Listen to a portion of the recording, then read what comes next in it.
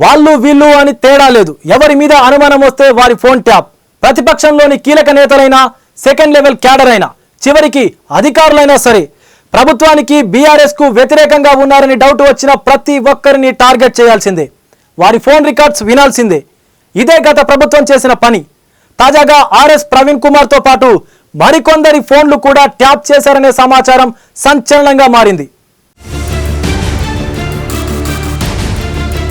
Phone tapping కేసులో మరిన్ని సంచలనాలు వెలుగు చూస్తున్నాయి. మాజీ ఐపీఎస్ అధికారి ఆర్ఎస్ ప్రవీణ్ కుమార్, ఐఏఎస్ అధికారులు దివ్యా దేవరాజన్, సిటీ మాజీ జాయింట్ సిపి ఏఆర్ శ్రీనివాస్తో పాటు ఓ హైకోర్టు జడ్జి భార్య ఫోన్లను కూడా ట్యాప్ చేసినట్లు తాజాగా బయటపడింది. దీనికి సంబంధించిన వివరాలను విచారణలో నిందితులు భుజంగరావు, తిరుపతన్న వెల్లడించినట్లు తెలిసింది. గత బీఆర్ఎస్ ప్రభుత్వ హయాంలో ట్యాపింగ్ కు గురైన ఫోన్ నెంబర్లు ఆధారంగా special intelligence branch logger room hard డిస్కుల డేటాను రీట్రీవ్ చేస్తున్న ఎఫ్ఎస్ఎల్ ఫోరెనిక్స్ సైన్స్ ల్యాబొరేటరీ నుంచి సిట్ అధికారులు ఎప్పటికప్పుడు వివరాలు సేకరిస్తున్నారు.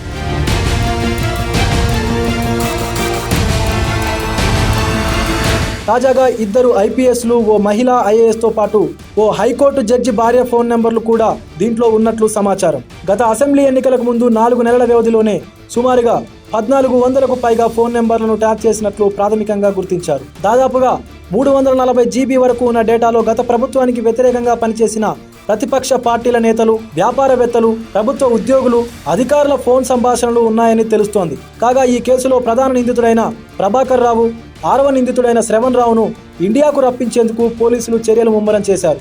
రెడ్ కార్నర్ నోటీసుల ప్రక్రియను వేగవంతం చేసేందుకు సిబిఐతో సంప్రదింపులు జరుపుతున్నారు. కేంద్ర ప్రభుత్వం సిబిఐ చొరవ తీసుకుంటే రెడ్ కార్నర్ నోటీసులు త్వరగానే జారీ అవుతాయని, వీరిద్దరిని తప్పకుండా అరెస్టు చేస్తామని చెప్తున్నారు.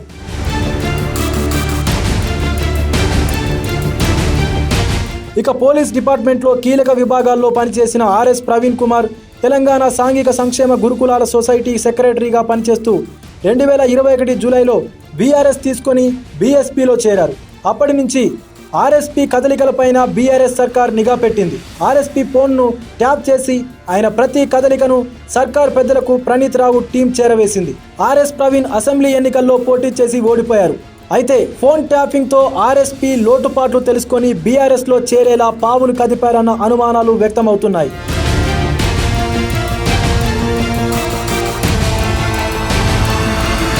మరోవైపు ఏఆర్ శ్రీనివాస్ గత ప్రభుత్వ హయాంలో పోలీస్ డిపార్ట్మెంట్లో కీలక బాధ్యతలు నిర్వహించారు.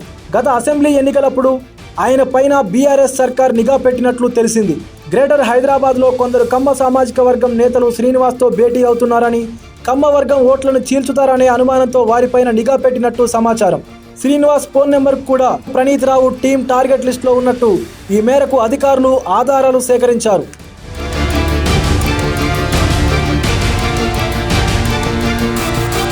అలాగే గత ప్రభుత్వ హయాంలో మహిళా శిశు సంక్షేమ శాఖ కమిషనర్గా పనిచేసిన ఐఏఎస్ అధికారి దివ్యా దేవరాజన్ ఫోన్ను కూడా ట్యాప్ చేసినట్లు తెలిసింది. హాస్టళ్లకు గుడ్డ సరఫరాలో అక్రమాలకు తావు లేకుండా కఠినంగా వ్యవహరించడంతో కాంట్రాక్టర్లు ఓ మంత్రికి ఫిర్యాదు చేయగా ఆయన ఆదేశాల మేరకు ఫోన్ ట్యాప్ చేసినట్టు సమాచారం.